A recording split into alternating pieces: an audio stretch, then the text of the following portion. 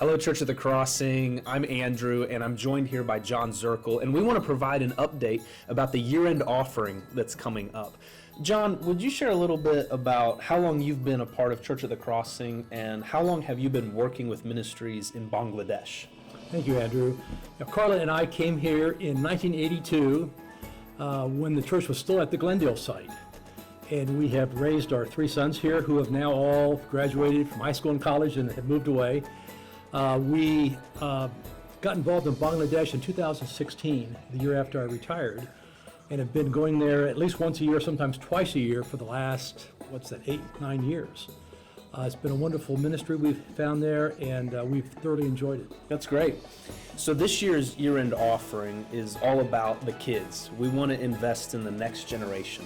A portion of this year's year-end offering is going to support programs here at Church at the Crossing, but another portion of the year-end offering is also going to go to the work for children in Bangladesh. So John, can you describe a little bit about what our ministry partners are doing in Bangladesh and how these resources might support those efforts? Yeah, a big part of the entire ministry focus in Bangladesh revolves around children. The Church of God has been there for 100 years. In the last maybe 15 years, the leaders, Toppin, Borman, and Shika, his wife, have focused in working through Compassion International, Children of Promise, as they have established centers throughout the northwest part of the country, focused around ministering to children. In the last year and a half, there's been a key new ministry in a location, Biladia, which is the home for the largest brothel in the world. It's actually a large slum area. And you've got over 1,000 women working there with their children.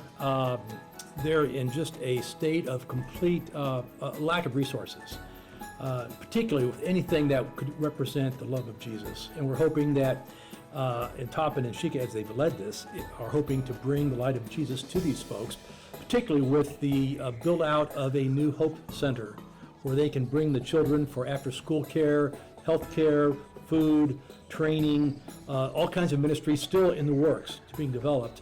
But that's what we're going to be focusing on in the next few years, particularly with the possibility of this year-end offering. That's incredible. And if I remember correctly, there's already a few missionaries serving in that community right now. Yes, we have a program called Barefoot Pastors where we go every year and train young men and women. Three couples who have gone through the Barefoot Pastors training are already living there right now, Wow. ministering in a rented facility, working with the women and the children.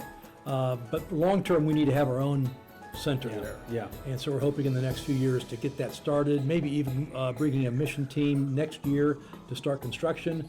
But at first, we've got to identify some property and buy some property and then start planning for the future build out of a new Hope Center. Well, this mission and this vision is something that we at Church at the Crossing believe in and we want to support. And so a portion of the funds from the year-end offering are going to go to support efforts just like you just described, John.